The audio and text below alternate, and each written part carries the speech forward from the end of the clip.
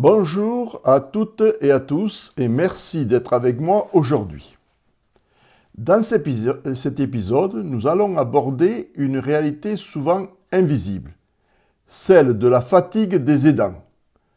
Aujourd'hui, j'aimerais vous parler d'un moment très particulier pour les aidants. Un moment que beaucoup d'aidants connaissent mais dont on parle encore trop peu.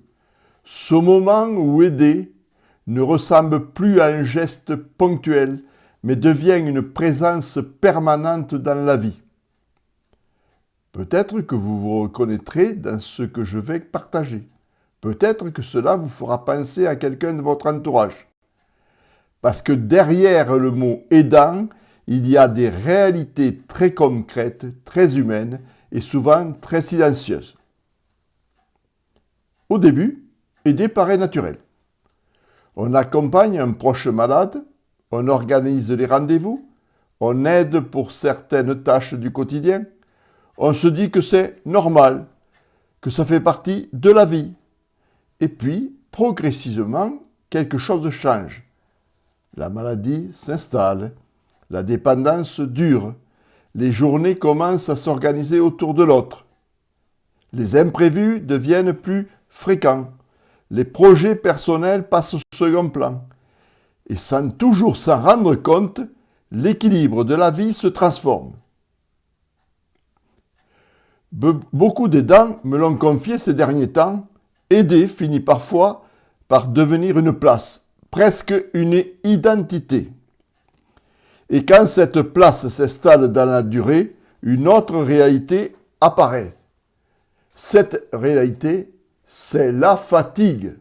Pas seulement une fatigue physique, mais une fatigue plus profonde, une fatigue liée à la tension constante.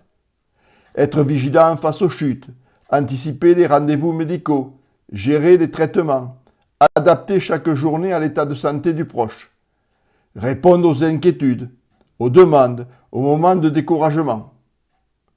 Cette fatigue est souvent invisible. De l'extérieur, on voit quelqu'un qui tient, quelqu'un qui gère, quelqu'un qui avance. Mais à l'intérieur, c'est une présence permanente, une vigilance qui ne s'arrête presque jamais. Beaucoup d'aidants décrivent cette sensation d'être en alerte parfois pendant des années. Et avec cette fatigue viennent souvent des émotions plus complexes. Dans ces situations, les émotions ne sont jamais simples. Il y a l'amour, bien sûr, il est là, il est réel. Mais il peut coexister avec autre chose.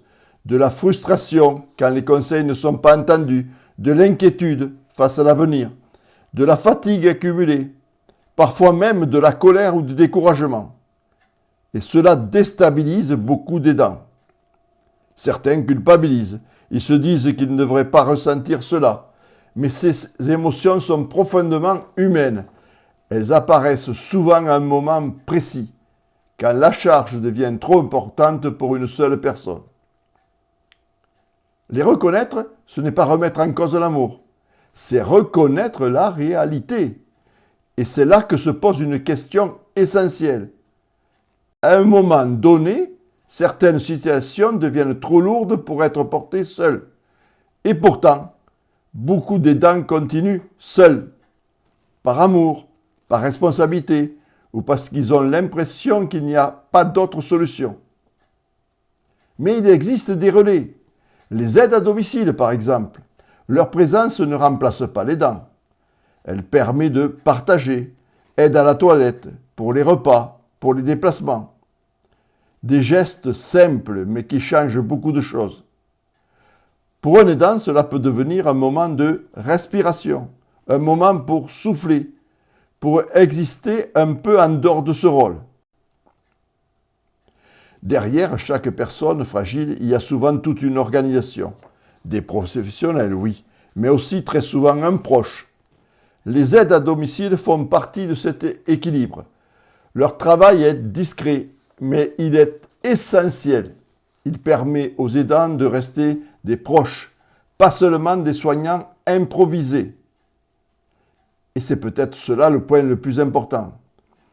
Aucun aidant ne devrait porter cela seul.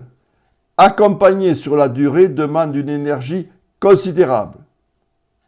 Reconnaître la fatigue, accepter de demander de l'aide, s'autoriser à ne pas tout porter, ce ne sont pas des signes de faiblesse, ce sont des conditions pour tenir.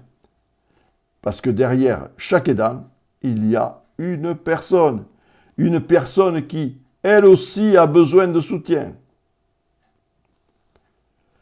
Si vous êtes aidant et que vous vous reconnaissez dans ces mots, peut-être que la question n'est pas seulement comment continuer, mais aussi où puis-je ne plus être seul avec tout cela.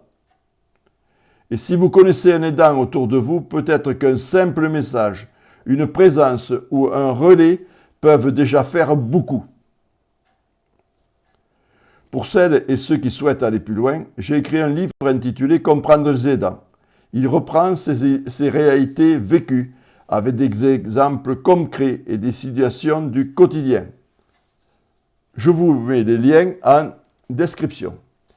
Et si vous souhaitez, vous pouvez aussi partager votre expérience ou votre réflexion en commentaire. Merci de votre écoute et à très bientôt pour un autre épisode.